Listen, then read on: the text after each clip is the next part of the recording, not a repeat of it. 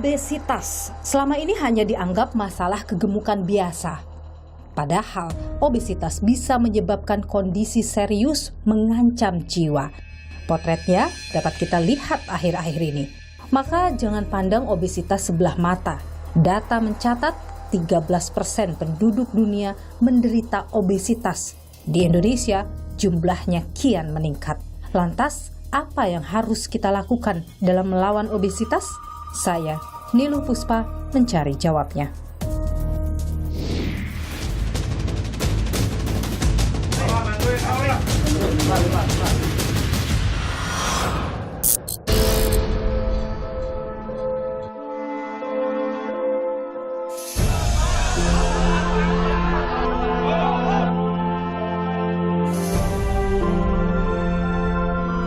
Kita semua ya, supaya lebih care lagi, obesitas ini akan menimbulkan masalah bagi seorang anak ini ke depan.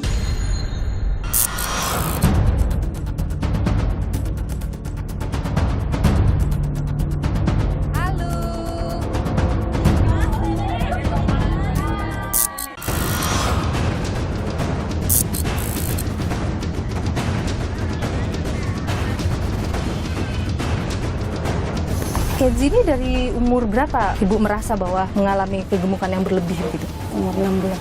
Benar tidak Bu informasi kalau Kenzi juga waktu kecil dikasih susu kental manis, benar? Kasih tahu. Apa yang disampaikan oleh dokter, ada hal yang serius nggak di Kenzi? Sepanjang Ibu bertugas begitu, ini kasus yang baru ditemui oleh Ibu? Iya, pertama. Setiap dia datang ke posyandu, setiap 1 bulan itu naiknya 2 kilo. Apa yang Ibu harapkan? Pengen anak saya sehat gitu. Nanti juga kalau emang waktunya dia bisa jalan, pasti. Hampir sebagian besar anak-anak kita itu makanannya berupa ultra processed food yang tinggi sekali glycemic indexnya. Ini sangat-sangat berisiko untuk terjadinya penyakit-penyakit obesitas, diabetes, dan yang lainnya. Apakah bisa kita katakan saat ini kita sedang darurat masalah obesitas pada anak?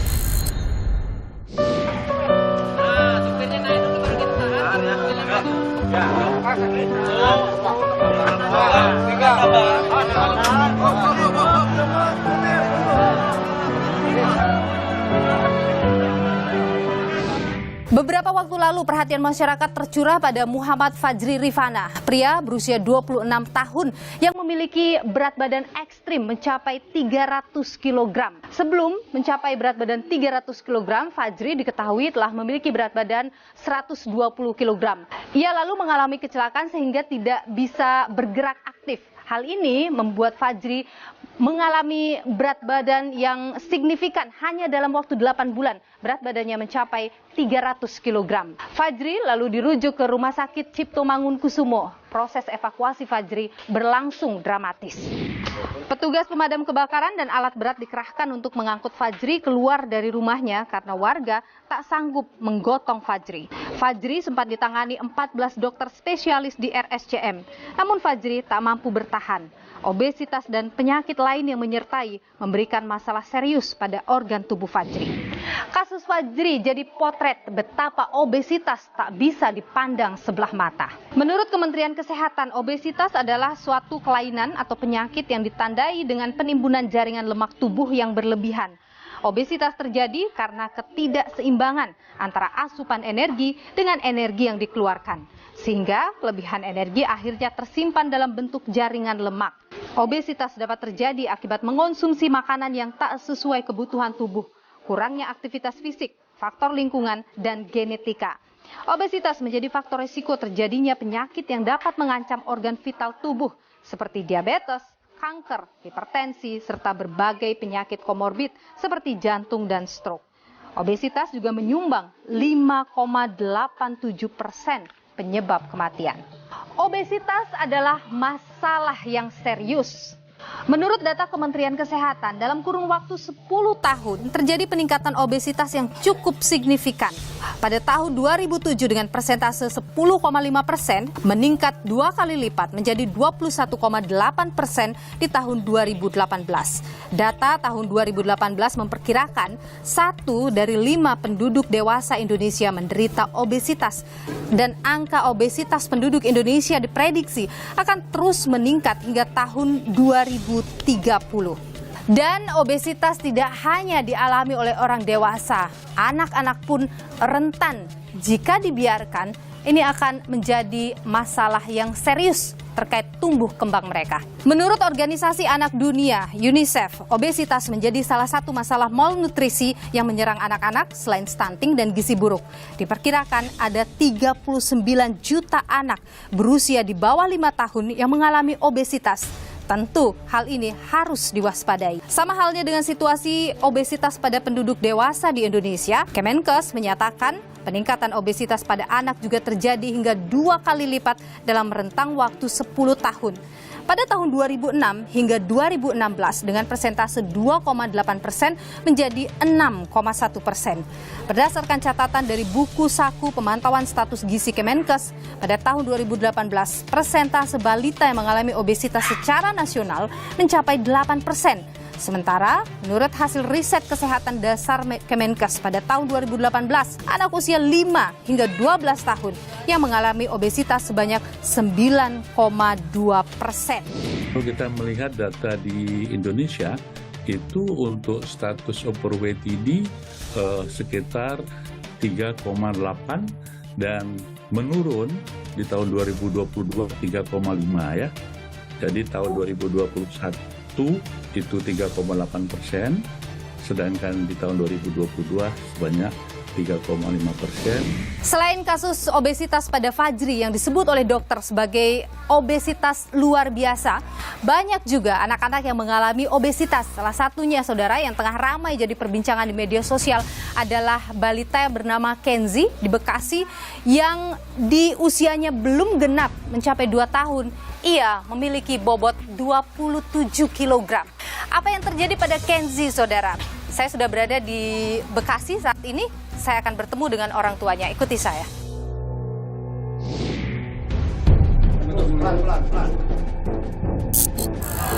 Kita semua ya, supaya lebih care lagi, obes ini akan berakibat ya sakit kepada anak itu di kemudian hari. Selamat pagi Ibu Fitri ya.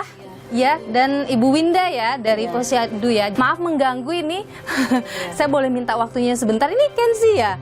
Halo Kenzi. Oh, oke. Lagi makan Kenzi ya. Oke, saya boleh masuk Ibu? Boleh masuk. Oke. Maaf Ibu Winda ya. Jadi Kenzi ini berapa bersaudara, Bu?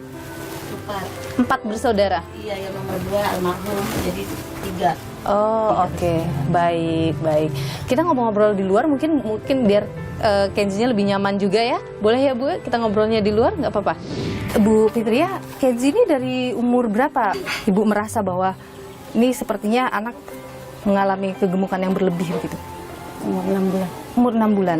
Ya. Tapi sepanjang dari dia baru lahir sampai dengan sampai 6 bulan itu seperti apa sih keseharian ataupun konsumsinya? Biasa makannya juga dari pola makannya emang dia sehari cuma 2 kali doang gitu. Tapi waktu itu memang ASI juga? Sebulan kan saya sakit pas habis lahiran Kenzi pas sebulan. Saya dirawat. Terus jadi Kenzi ASInya jadi berhenti, jadi dia dikasih susu formula begitu ya. Oke. Susu formula. Kemudian setelah itu usia 6 bulan makan mulai MPASI ya. Di usia 6 bulan itulah baru pertumbuhannya begitu cepat atau gimana waktu itu Bu? Iya. Naik 2 kilo. Naik 2 kilo. Waktu itu lahir berapa beratnya Kenzi? 4 kilo. 4 kilo waktu lahir. Oh, memang dari lahir juga sudah besar ya. Oke. Terus setelah Ibu merasa dia sepertinya berlebih begitu, itu Ibu bawa ke posyandu atau seperti apa, Bu? Ya, setiap ada perimbangan. Ada perimbangan. Waktu itu apa yang disampaikan oleh posyandu ketika berat badannya? Suruh datang ke spesialis anak gitu. Tapi Ibu bawa ke spesialis anak kalau itu? Enggak, saya kan karena biaya. Masalah biaya ya. Bu Winda ini dari petugas posyandunya yang juga mengikuti perkembangan dari Kenzi ya. Bagaimana itu Bu waktu itu Kenzi? Ibu pantau dari waktu ke waktu.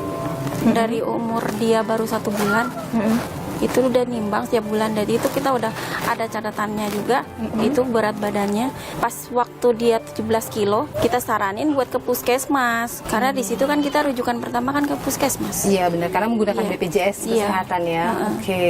Oh, jadi memang kalau misalnya bayi itu Bu lahir 4 kg misalnya seperti Kenzi, itu potensi bisa cepat mengalami kegemukan atau gimana Bu? Enggak juga. Kan menurut dokter yang dia meneliti dia, itu bukan karena nutrisi. Mungkin kelainannya tidak hanya dari bidang nutrisi saja, tapi ada masalah genetik yang lain. Tapi kalau misalnya kemungkinan ada keturunan atau apa, ada Ibu yang mengalami seperti itu di keluarga Ibu misalnya atau keluarga suami? Dari bapaknya juga, abangnya juga gede gitu. Cuma gede tinggi gitu. Gemuk juga. Memang alami kegemukan juga begitu ya. Oke. Dan sampai sekarang setelah Ibu bawa ke dokter begitu, belum disampaikan oleh dokter apa penyebabnya, mungkin sudah diperiksa? Udah terakhir ke sana mau puasa, udah nggak ke rumah sakit lagi. Tapi ada dokter yang selalu datang atau mengontrol kondisi Kenzi? Tidak ya? Yang kemarin doang itu, yang terakhir yang dari RSCM. Sebenarnya nggak di RSCM itu minta Zoom meeting aja. Oh, Jadi oke. kita yang dari puskesmas, dari pihak puskesmas yang ke sini. Oke, untuk ngecek kondisi Kenzi itu ya? Iya, dan Oke. menyarankan untuk datang ke sana karena di sana udah ada hasilnya. Tapi Ibu Fitri belum bersedia ke sana. Cuman Ibu tidak mau lanjut lagi atau tidak bisa ke rumah sakit lagi Bu untuk kelanjutan kondisi Kenzi? Saya juga dari kalau buat untuk sendiri saya nggak bisa. Saya mau berdua gitu. Oke, Soalnya yang bagian kalau- mengantar ya. Iya. Tapi kalau dari biaya kan tidak ya Bu ya? Tidak dipungut biaya waktu di Enggak, rumah sakit? alhamdulillah. Iya, sebaiknya sih pergi ya Bu untuk bisa lihat, tentu itu akan sangat membantu apa yang harus dilakukan juga. Ini terkait dengan tumbuh kembang dari Kenzi ya Bu ya. Kalau Kenzi waktu sebelum dibawa ke dokter begitu, waktu bayi itu apa aja sih makanan yang biasanya dikasih ke Kenzi? Kadang ciki kentang.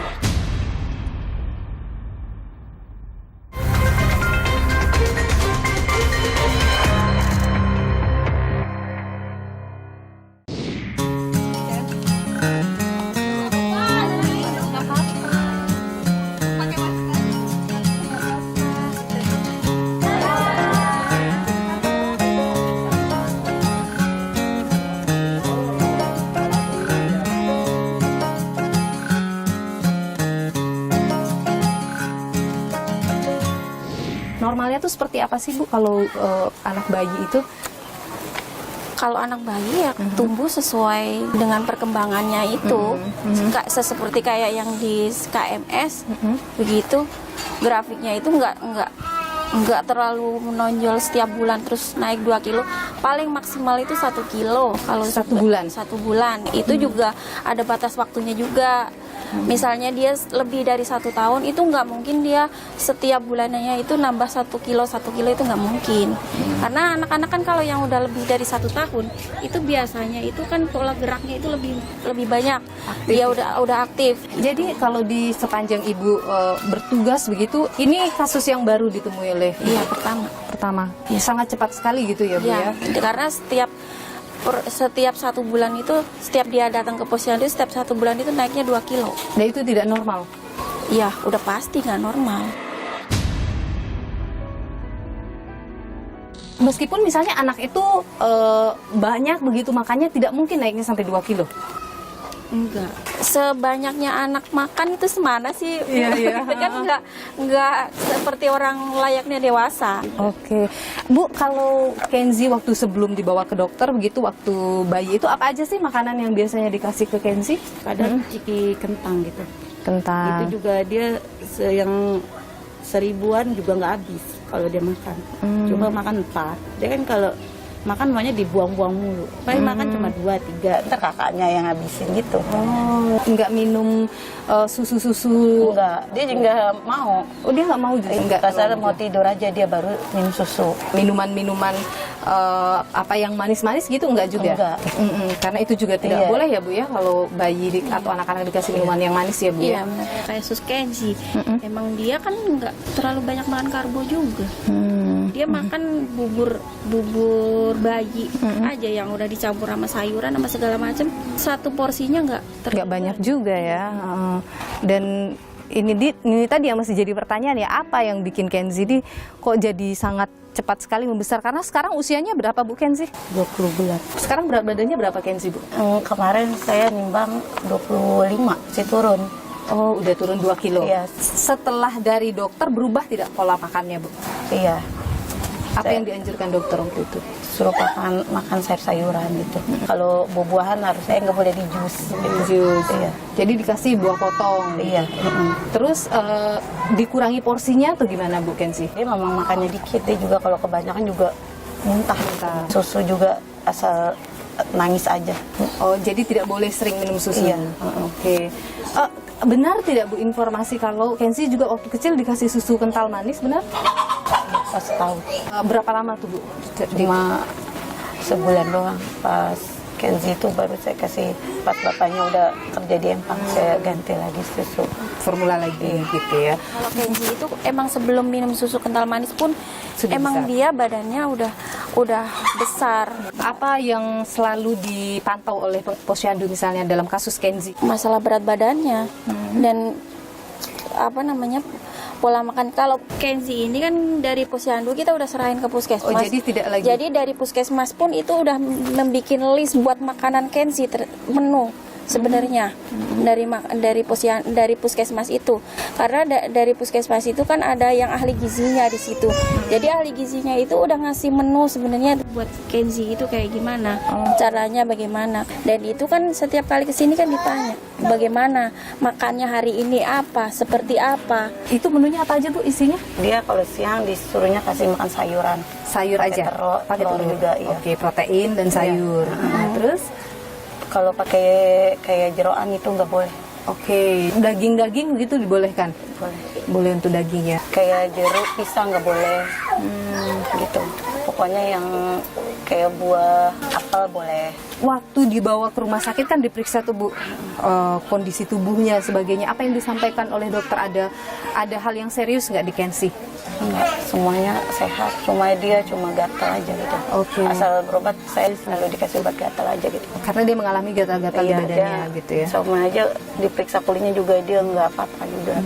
Artinya organ-organ Iya. dalamnya sehat semua ya, jantung, hati, ginjal dan sebagainya itu sehat semua begitu ya. Syukur ya Bu ya, itu tentu hal yang patut disyukuri. Ketika Kenzi terus mengalami kenaikan berat badan sebagainya, apa yang Ibu pantau dari Kenzi? Kenzi mungkin ada hal yang bisa dilakukan, ada hal yang nggak bisa dilakukan, atau dia mudah sakit atau gimana Bu? Enggak, Kenzi anaknya jarang sakit. Dia imunnya kuat gitu.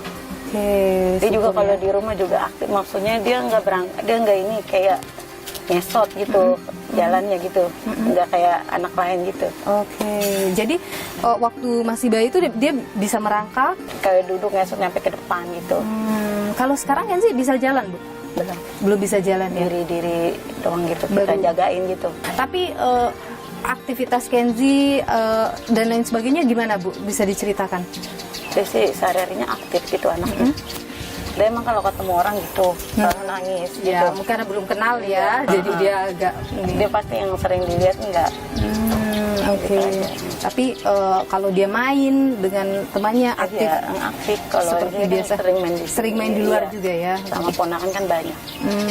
Oke. Apakah petugas di posyandu juga bisa memberikan, misalnya ketika anak-anak datang, orang tuanya datang bawa anak, begitu memberikan dia makanan ataupun arahan atau seperti apa dengan kondisi anak itu? Kalau dari posyandu itu paling PMT aja. Kalau PMT itu? PMT itu makanan pendamping itu. Tapi kadang-kadang dari puskesmas pun kalau misalnya yang ada kurang gizi itu juga dapat kayak makanan tambahan seperti biskuit kayak gitu-gitu. Yang dilakukan di posyandu itu apa sih Bu dari petugasnya biasanya? Mengecek apa saja? Mengecek tinggi badan, berat badannya. Itu aja, sama konsultasi. Kan kalau di posyandu kan ada bidan juga. Jadi nanti di situ ada imunisasi juga buat anak-anak. Baik. Ketika ada yang dari pemeriksaan fisik tadi ada yang rasanya tidak normal, tidak biasa, dirujuklah ke puskesmas. Kayak kasus Kenzi ini kemarin. Pertama kali kan dia dirujuk ke puskesmas. Nah, dari puskesmas kan nggak bisa memutuskan apa yang buat anak ini gitu. Dia cuma jembatanin, makanya kan dirujuk lagi ke rumah sakit Ananda Babelan pertama kali. Nah, di situ kan kami mendampingi. Ternyata dari dokter itu, di situ dokter anak.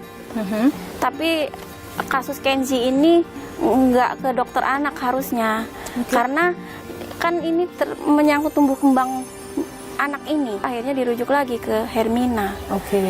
Nah, saat dirujuk ke Hermina ini baru ketemu dokter yang menangani buat tumbuh kembang anak ini. Jadinya dia dirujuk lagi ke RSCM. Anak-anak obesitas itu sebagian kemudian akan mengalami diabetes mellitus tipe 2.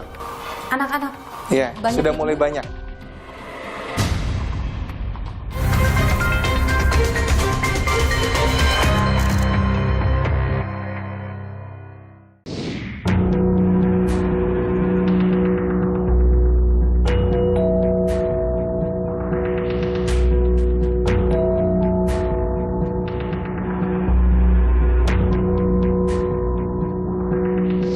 Tentu kita berharap Kenzi tidak mengalami sakit apapun, kita berharap Kenzinya bisa tumbuh dengan sehat dan berat badannya juga bisa ideal begitu.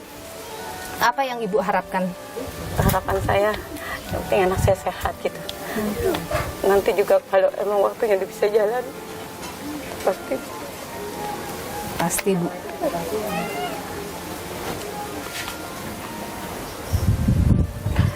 Dari Menteri Kesehatan juga sempat memberikan atensi juga ya terkait dengan Kenzi ya. Apa yang Ibu tahu informasinya soal itu? Saya terima kasih banget sama sampai anak saya udah apply ke Menteri gitu. Maksudnya udah merhatiin gitu untuk kesehatan Kenzi. Ibu Winda sebagai petugas yang lebih mengerti begitu, apa yang Ibu ingin mungkin sampaikan kepada para ibu di luar sana atau orang tua Kenzi misalnya sekarang juga? Tolong bawa anak ke posyandu setiap bulannya, kontrol dan ikutin saran apa petugas yang ada di situ. Kayak misalnya imunisasi, banyak yang anak yang tidak sadar imunisasi, ibu-ibu yang nggak sadar imunisasi tentang imunisasi. Karena imunisasi itu juga kan buat kesehatan anak kita juga. Dan di posyandu gratis semuanya. Di posyandu gratis, di puskesmas pun gratis, untuk bikin kis pun gratis.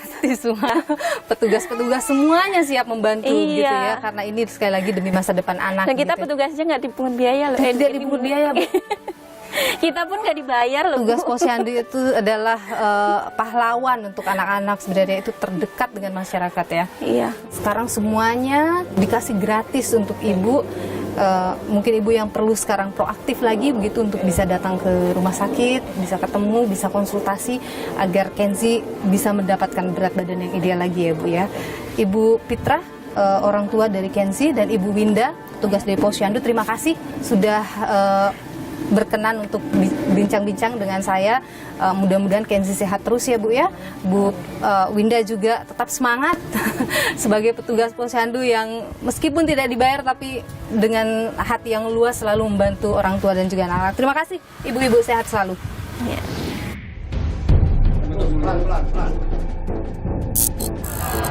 Kita semua ya, supaya lebih care lagi, obes ini akan berakibat ya sakit pada anak itu di kemudian hari. Saudara, WHO mencatat kasus obesitas pada anak terus mengalami peningkatan. Kalau kita lihat di sini usia 6 sampai 11 tahun misalnya, 20%-nya itu mengalami obesitas. Apa yang bisa memicu obesitas ini dan bagaimana harusnya menangani permasalahan ini? Kita perbincangkan hal ini bersama dengan Ketua Pengurus Pusat Ikatan Dokter Anak Indonesia, Dr. Piprim Basarah Yanuarso. Dr. Prim akrabnya ya. Dok, Terima kasih sudah bersama Niluh ya dok. Jadi dok, kalau melihat kasus obesitas pada anak, saya mau tarik dari yang sekarang lagi ramai diperbincangkan, kasus Kenzi misalnya. Apa yang dokter lihat dari kasus Kenzi ini? Kalau kasus yang Kenzi itu mungkin memang ada penyakit ya pada anak tersebut, ada masalah genetik atau yang lain. Itu langka dok, kasus Kenzi ini? Itu jarang, termasuknya jarang. Tapi pernah ada anak umur belum 2 tahun berat badannya sampai 27 kg? Ada beberapa kasus yang kita temukan. Di Indonesia dok? Iya, di Indonesia. Ada beberapa sindrom tertentu ya, sindrom Prader-Willi misalkan. Jadi dia kehilangan sensitivitas terhadap kenyang ya, jadi nggak kenyang-kenyang dia. Tapi menariknya ketika saya berbincang dengan orang tua Kenzi, dari dulu katanya makannya tidak terlalu banyak sebenarnya, mungkin itu? Betul, jadi pada anak-anak seperti ini penyebab obesitas ekstremnya bukan karena kekeliruan pola makan sebetulnya. Walaupun itu menjadi faktor ya, tetapi bukan itu satu-satunya penyebab. Misalnya masalah faktor genetik ya, ada. Secara umum di masyarakat obesitas ini banyak karena faktor pola makan. Ini yang jauh lebih dominan dibandingkan pola gerak misalkan. Orang sering menyalahkan ini kurang gerak gitu ya. Kurang olahraga. Kurang olahraga gitu ya. Kita mudah melihat anak-anak dengan overweight bahkan obesitas itu ada di mana-mana. Tren yang kita jumpai sehari-hari di tempat praktik misalkan, itu anak-anak dengan obesitas itu memang sangat meningkat ya. Pasien-pasien saya yang tadinya pre-pandemi ya, berat badannya misalkan setahun 12 kilo, datang lagi usia 4 tahun, ketemu lagi, udah naik 25 kilo misalkan. Itu kan luar biasa ya. Ketika kita diskusi, memang snacking enaknya. Dan snacking tadi, itu bisa begitu cepat memicu obesitas dok? Ya, kalau kita lihat ada satu penelitian yang sangat menarik. Jadi makanan-makanan sekarang, terutama makanan snack-snack ya, junk food, itu sangat tinggi gula dan tinggi tepung. Begitu dimakan langsung diubah menjadi gula darah. Anak-anak yang diberi makanan tinggi glycemic index, gula darahnya cepat naik, kemudian cepat menukik turun. Pada saat dia menukik turun itulah timbul rasa lapar lagi. Akibatnya total asupan kalori yang dia makan pun meningkat sangat signifikan dibanding anak-anak yang diberi makan rendah glycemic index. Ya. Contoh makanan rendah glycemic index misalkan protein hewani, ya, sayuran hijau, ya. Sekarang ini kan banyak juga makanan yang dikhususkan untuk anak-anak. Itu ada juga yang mengandung gula tinggi juga. Ya, kita tahu bahwa gula itu bisa berbentuk makanan atau minuman yang manis, ataupun yang tidak manis, seperti tepung-tepungan. Misalnya kalau kita makan roti, keripik, kerupuk, biskuit, itu begitu dimakan menjadi gula juga. Hampir sebagian besar anak-anak kita itu makanannya berupa ultra processed food yang tinggi sekali glycemic indexnya. Obesitas memang benar terjadi di kalangan menengah ke bawah? Ya, saya kira bukan hanya menengah ke bawah saja ya, semua lapisan. Tetapi yang kalau kita edukasi menengah ke atas kan, dia punya kemampuan untuk membeli nutrisi yang lebih sehat, yang harganya lebih mahal. Tapi sekarang ini nutrisi yang tidak sehat itu harganya jauh lebih murah. Ini sangat-sangat memicu terjadinya berbagai masalah metabolik, termasuk obesitas, diabetes, ya. Karena tubuh itu nggak boleh kelebihan gula darah. Makanya gula darah yang lebih itu ditimbun menjadi lemak. Tetapi lama-kelamaan, pertahanan dirinya ada batasnya kan. Makanya biasanya anak-anak obesitas itu, sebagian kemudian akan mengalami diabetes mellitus tipe 2. Anak-anak? Ya. Ada dalam sudah mulai banyak. Bahkan yang paling muda itu usia 6 tahun, 7 tahun, itu sudah mengalami diabetes tipe 2. Apakah bisa kita katakan saat ini kita sedang darurat masalah obesitas pada anak? Kita mesti lihat datanya dulu nanti ya, kompilasi datanya ya. Tapi secara umum dalam praktik sehari-hari itu anak-anak obesitas memang lebih meningkat dibanding sebelumnya dahulu. Dan kuncinya sebetulnya adalah pemerintah harus hadir dalam mengelola jenis makanan yang dikonsumsi oleh anak-anak kita. Jangan lagi beredar dan dengan harga yang sangat murah, makanan-makanan yang mengandung pemanis, gula tinggi, ataupun dengan snack-snack dengan tepung yang tinggi. Karena apa? Karena gula ini mempunyai sifat adiktif. Baik, terima kasih Dokter Piprim Basarah Yanuarso, Ketua Ikatan Dokter Anak Indonesia sudah berbagi pandangan di Niluh. Sehat selalu, Dok. Terima kasih, sama-sama.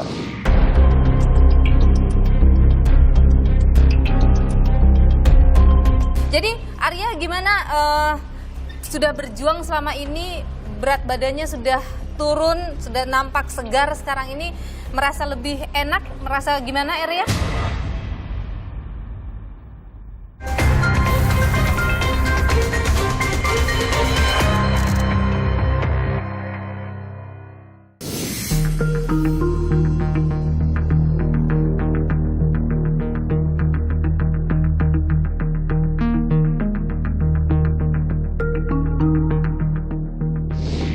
Pada 2016 lalu, Saudara, Arya Permana, seorang anak yang mengalami obesitas ekstrim ini menjadi sorotan. Tapi kini Arya sudah berhasil menurunkan berat badannya. Seperti apa perjuangan Arya selama ini? Saya sekarang sudah bersama dengan Arya Permana yang sudah tumbuh jadi remaja. Arya, apa kabar? Baik, Kak. Waduh, Arya nampak cakep sekali. Jadi sekarang udah kelas berapa Arya nih? Aku naik ke kelas 11 SMA. Waduh, sudah kelas 11 SMA. Jadi Arya gimana, sudah berjuang selama ini, berat badannya sudah turun, sudah nampak segar sekarang ini, merasa lebih enak, merasa gimana Arya? Kayak perasaan dulu sama sekarang jelas beda, Kak. Kayak dulu kan jalan atau apapun susah, sekarang lebih enak lah. Masih rajin olahraga? Aku ngeluangin seminggu sekali olahraga, nge-gym gitu, terus futsal atau apa. Yang penting nggak diem aja.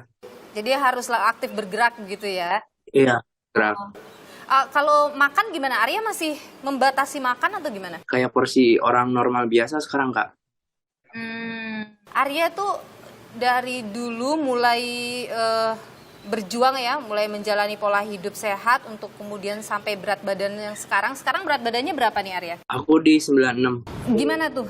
Kamu berjuang dari dulu sampai dengan sekarang, pasti banyak tantangannya, boleh cerita? Waktu 2016 tuh aku diet biasa. Pas diet itu kayak yoyo banget, Kak. Naik turun. Terus ada salah satu pihak dari rumah sakit yang di Alam Sutra nawarin buat pengecilan lambung. Terus diyain. Nah, mulai dari sana kan pola makan jadi lebih kecil, nggak terlalu banyak. Setelah dari sana dibarengin sama olahraga sama diet. Kalau dulu kan apa sih? Kayak makan, udah olahraga nih. Makannya masih banyak. Terus di operasi itu disisain 30%. Dalam waktu sebulan begitu berapa banyak bisa turun tuh setelah operasi itu? Selesai operasi aku seminggu pertama 10 kilo. Wow, oke. Iya, setelah itu bertahap mulai lebih kecil berat badannya, turunnya juga paling seminggu sekilo. Selama proses itu ada hal yang Arya nggak boleh makan, yang ini yang harus dimakan atau gimana? Kalau aku sih lebih ngurangin kayak manis-manisan sama minyak, kayak gitu, Kak. Oke, sekarang masih juga memberlakukan itu ya? Masih memberlakukan itu. Terus waktu proses itu Arya didampingi oleh dokter ya dalam proses penurunan berat badan itu ya? Didampingi beberapa pihak kayak dari Rumah Sakit Hasan Sadikin, Rumah Sakit Omni Alam Sutra, sama kayak ada Om Ade. Didampingi banyak pihak sih, Kak. Jadi waktu dengan Ade Rai waktu itu apa aja yang diajarkan? Kalau diajarin sama Om Ade lebih ke dibawa enjoy sih, Kak. Diajarin nge-gym, diajarin kayak teknik-teknik dasar, kayak angkat barbel, kayak gitu. Sampai sekarang masih sering kontakan? Aku masih sering kontakan sama Om Ade, sama beberapa pihak dokter gitu. Jadi masih suka dikontrol juga makan dan lain sebagainya? Iya, masih sering dikontrol. Apa sih yang bikin Arya itu waktu itu jadi semangat nih, saya harus nurunin berat badan? Kalau dulu sih lebih nggak mikirin mau nurunin berat badan. Kayak berjalan biasa aja gitu. Yang paling membuat Arya berpikir saya harus terus-terus nih menjaga berat badan saya? Enak aktivitas sih. Jadi untuk kesehatan begitu ya Arya ya? Iya. Sebelumnya ketika proses berat badan Arya turun, itu Arya juga sempat ke rumah sakit untuk karena ada yang berat badan karena turun drastis begitu kan, itu ada banyak bagian-bagian yang harus diperbaiki begitu ya Arya ya. Apa sih yang dilakukan waktu itu? Kalau untuk yang dilakukan waktu itu nggak tahu operasi apa yang namanya, kayak si kulit yang bergelambirnya itu dipotong Kak. Itu di banyak bagian atau gimana? Cuman tangan doang sih, di tangan itu dapat sekitar 1 kilo kulit. Wow, oke. Arya, siapa support sistemnya Arya? Support system sih orang tua Kak, orang tua sama pihak dokter sama om adik. Sekarang masih suka diinget-ingetin sama orang tua misalnya, Arya kamu sudah makannya terlalu banyak nih hari ini gitu. Iya, sering diingetin. Kita sering kasih nasihat, ini jangan terlalu makan banyak manis-manis lah, terus pola makan juga diatur, terus disarankan untuk olahraga juga, yang banyak olahraga aktivitas daripada diam di rumah. Tapi kalau Arya sendiri, nafsu makan itu masih besar sekali atau setelah pasca operasi itu nafsu makannya jadi menurun? Pasca operasi sih nafsu makan masih besar, cuman kalau kebanyakan itu lebih ke muntah. Jadi keluar lagi makanannya begitu ya? Iya. Oke. Tapi nggak bikin lemes ya? Meskipun berkurang makannya? Iya, enggak. Pasti tetap aktif begitu ya? Apa yang ingin Arya sampaikan mungkin untuk orang-orang di luar sana? Karena sekarang juga ada banyak anak-anak juga yang mengalami obesitas. Apa yang ingin Arya sampaikan? Kalau mau diet sih yang penting gerak aja dulu, karena kan gerak sama kemauan diri sendiri. Kalau banyak orang yang ngedukung tapi kalau kitanya nggak mau, susah kan. Arya, terima kasih ya sudah berbagi cerita, sudah berbagi informasi. Tapi Arya akan tetap semangat kan untuk menjaga berat badan dan pola makan yang sehat? Iya, tetap semangat kan Nilu. Oke, tetap semangat, mantap. Terima kasih Arya, sehat terus. Salam untuk orang tua. Selalu jaga kesehatan dan pola makannya ya. Terima kasih Arya. Ya, makasih Kak. Obesitas mendapat perhatian serius dari pemerintah, sehingga pemerintah memasukkan penanganan obesitas ini dalam Rencana Pembangunan Jangka Menengah Nasional atau RPJMN 2020-2024. Lantas saudara, bagaimana potret obesitas di tanah air? Berikut liputannya untuk Anda.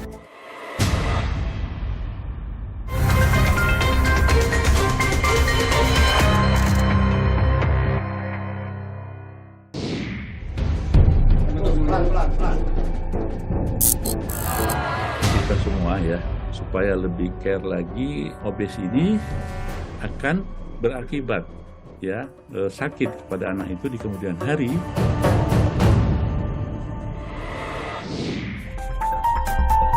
Beginilah suasana kala tim Damkar Jakarta Pusat mengevakuasi Sumarlan, pria berbobot 200 kg. Akses ruko yang sempit membuat proses evakuasi berjalan dramatis. Evakuasi Sumarlan menjadi cerita yang mengingatkan pada kisah Muhammad Fajri, pria yang memiliki bobot hampir 300 kg. Keduanya hanya bisa berbaring, tak berdaya, seraya orang-orang menggiring mereka keluar. Sayangnya Fajri menghembuskan nafas terakhirnya 22 Juni lalu akibat shock sepsis. Kasus Fajri hanyalah satu dari banyak kasus kematian yang dipicu obesitas ekstrim di Indonesia. Ya, obesitas nyata mengancam jiwa.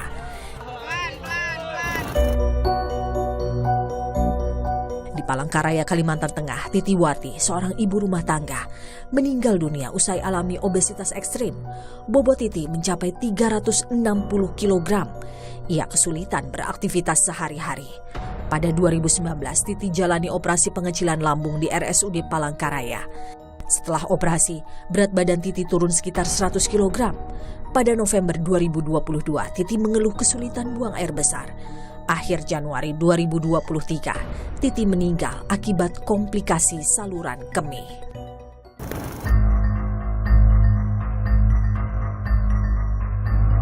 Ada juga Satya Putra, bocah 7 tahun asal Karawang, Jawa Barat, meninggal pada 2019.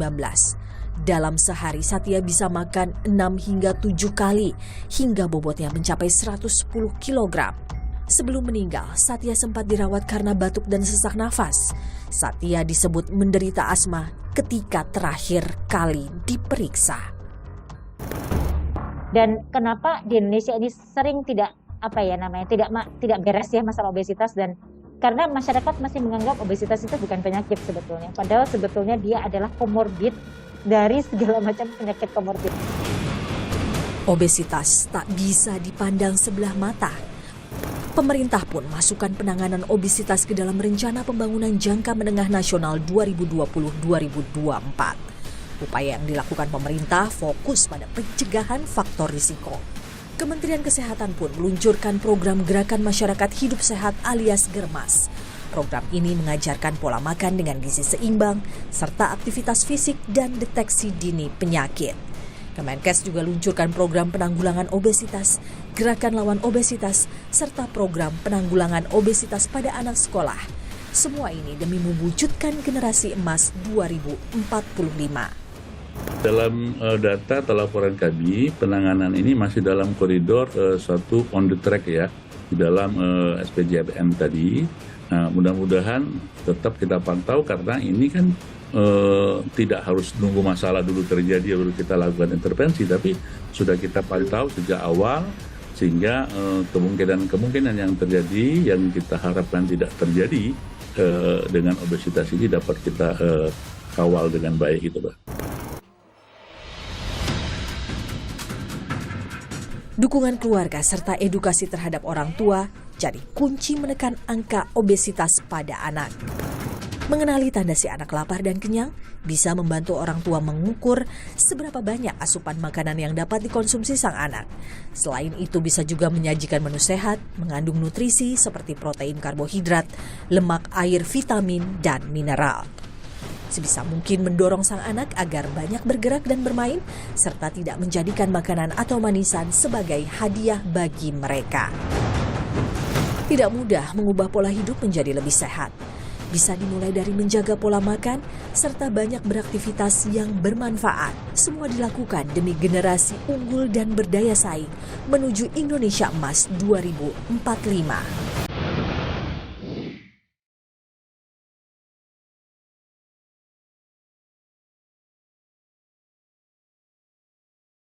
Meski obesitas momok menakutkan, tapi obesitas bisa dihindari. Kuncinya diri sendiri, disiplin, dan konsisten jaga pola makan. Tak hanya itu, pemerintah, institusi kesehatan, dan industri makanan harus memiliki visi yang sama, melihat obesitas sebagai ancaman serius di masa depan. Dengan begitu, perang melawan obesitas harusnya lebih aktif dan nyata. Ikuti terus informasi perkembangan pemilu hanya di Kompas TV, independen, terpercaya. Saya, Niluh Puspa, sampai jumpa.